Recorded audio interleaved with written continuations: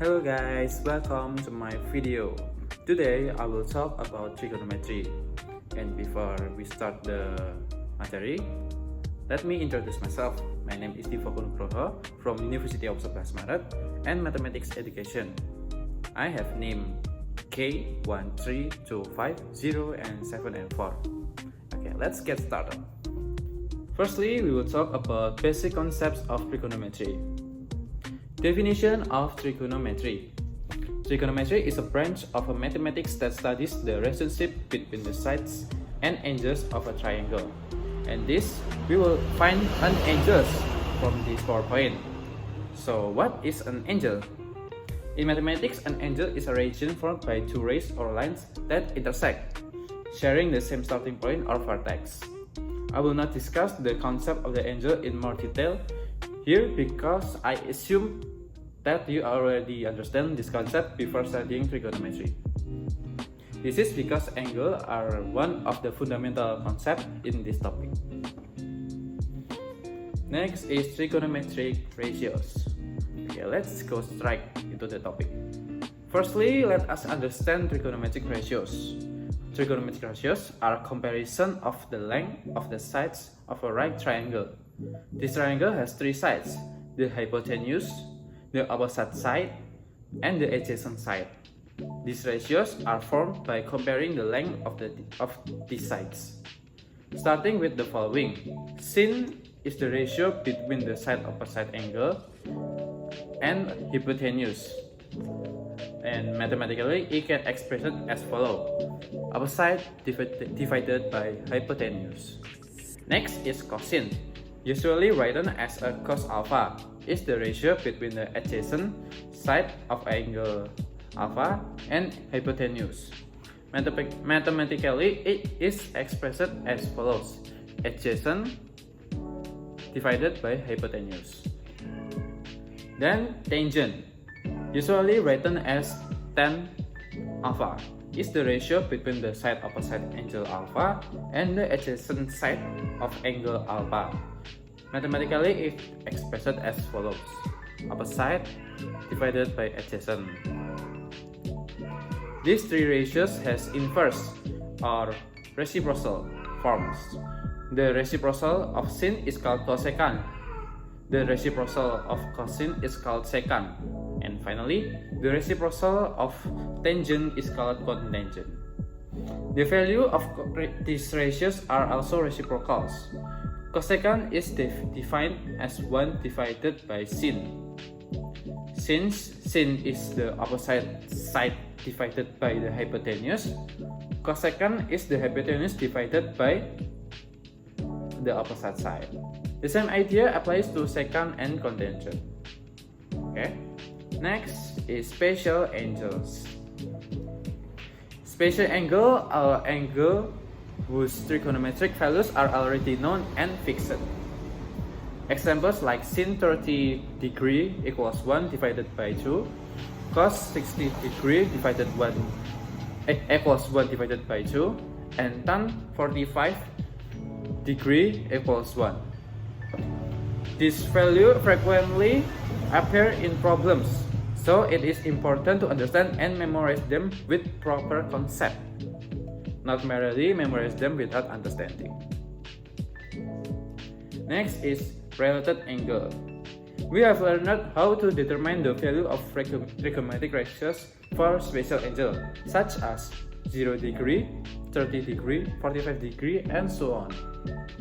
How about cos 720 degree, or sin 900 degree, or tan 1080 degree, or 7200 degree? To answer this question, we need to understand the relationship between angle greater than 90 degree and special angle.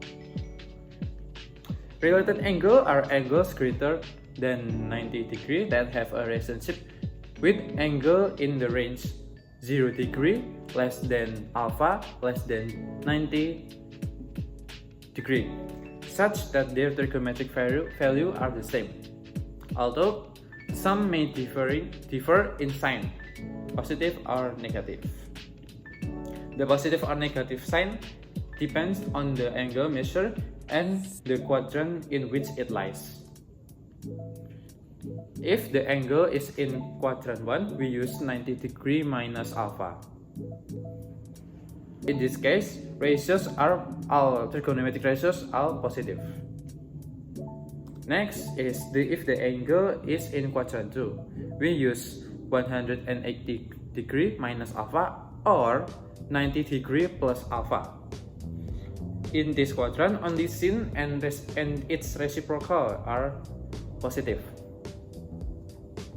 Next is if the angle is in quadrant 3, we use 180 degree plus alpha or 270 degree minus alpha. In this quadrant, only tangent and its reciprocal are positive. Next is if the angle is in quadrant 4, we use 270 degree plus alpha or 360 degree minus alpha. And in this quadrant, only cosine and its reciprocal are positive. Next is trigonometric identities. Trigonometric identities are equalities that involve trigonometric ratios of an angle and are true for all angles, as long as they are defined. In this section, there is an important difference compared to previous section. Trigonometric identities are different from trigonometric equation. An identity does not aim to find the value of an angle. Instead, it aims to prove that two expressions are equal. This is basic trigonometric identities. Sin square x plus cos square x equals 1. 1 plus tan square x equals sec square x. 1 plus cot square x equals cosec square x. These basic identities come from the relationship between the sides of a right triangle and serve as the main foundation for proving the other trigonometric identities. Proof of trigonometric identities.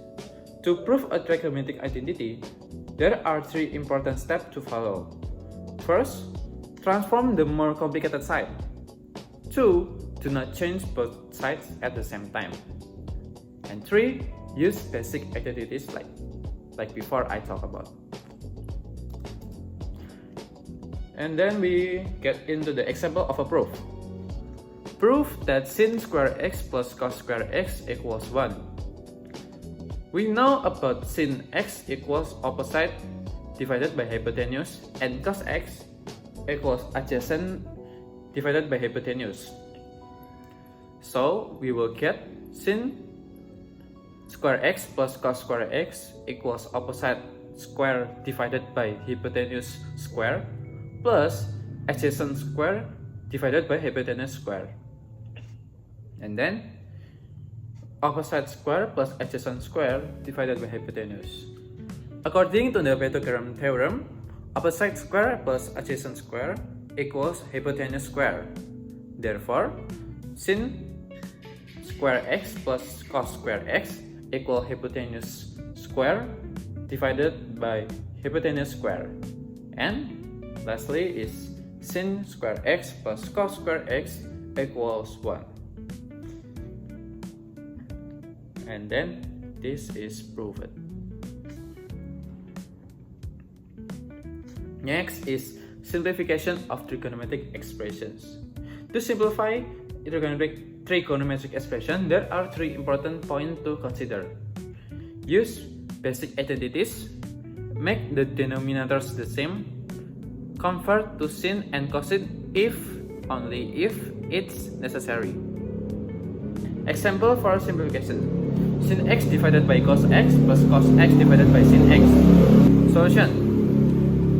Sin square x plus cos square x divided by sin x and cos x. We will get this equation from multiplication from cos x and sin x in this side. So we will get this. And then sin square x plus cos square x, as we know, is equals 1. then will be equals 1 divided by sin x cos x. This is the simplest from the expression. Next is trigonometric equations. Trigonometric equation is a mathematical equation that involves the trigonometric function to find the value of an unknown angle. Basic form of equation: sin alpha equals x, cos alpha equals x, tan alpha equals x, with minus 1 less than or equals x, x less than or equals 1 for sin and cosine. Determining solution within an interval. To determine the solution, we need to pay attention to 3 important points. First, general interval is 0 degree, less than or equals x less than or equals 360 degree. 2 is use special angles, and lastly, pay attention to the quadrant. Example problem. Determine the solution of sin x equals 1 divided by 2 for 0 degree less than or equals x, x less than or equals 360 degree. Solution. Note that 0 degree is less than or equals x, x less than or equals 360 degree. So, the solution lie in all quadrants. We know that sin 30 degree equals 1 divided by 2. Sin 150 degree equals 1 divided by 2. So, the answer is x equals 30 degree or x answer equals 150 degree. Next is trigonometric function graphs. A trigonometric function is a function whose graph repeats continuously over a certain period. These graphs show repeating pattern of the sin, cosine, and tangent function. Graph of trigonometric function. Y equals sin x like this. Y equals cos x like this. And last but not least is y equals tan x like this. Next is element of trigonometric function graphs. First, we have period. The period is the distance between two consecutive peaks or two consecutive truths in the graph of a trigonometric function.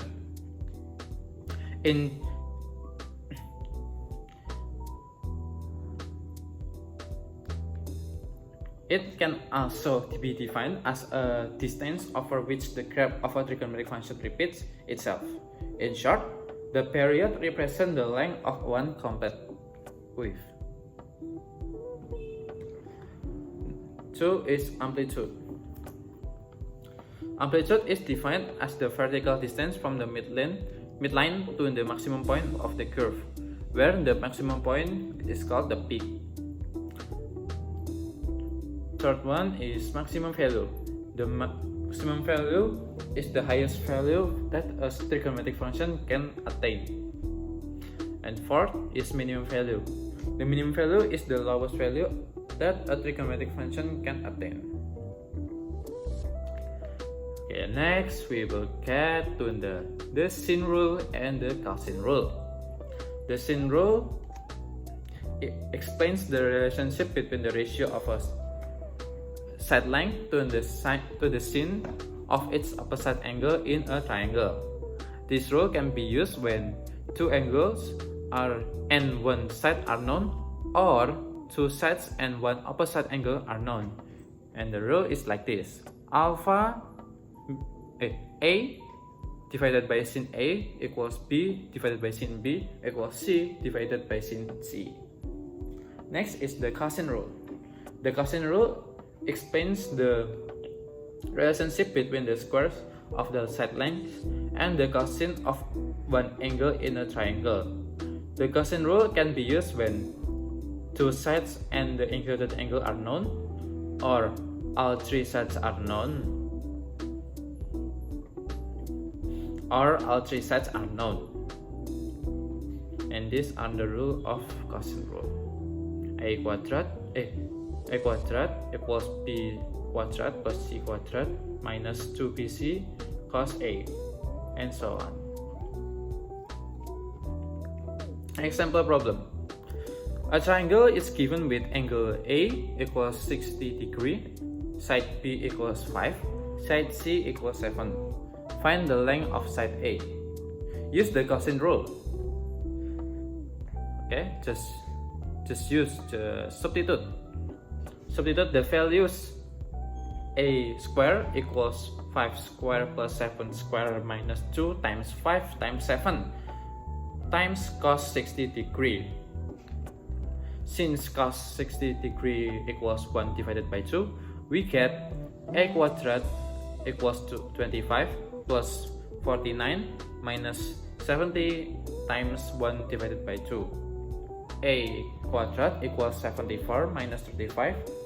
A quadrat equals 39. Therefore, A equals the square root of 39. Okay, we have finished the material. So, I have a homework for you to do it by yourself individually at your home. So, you can try it, and if you want the answer, you can talk to me in comment section. And thank you for your attention for this video. I hope you can understand this video, so this video can make a benefit for you. And I'm so sorry if I have a failure in my work and failure in my grammar. And goodbye.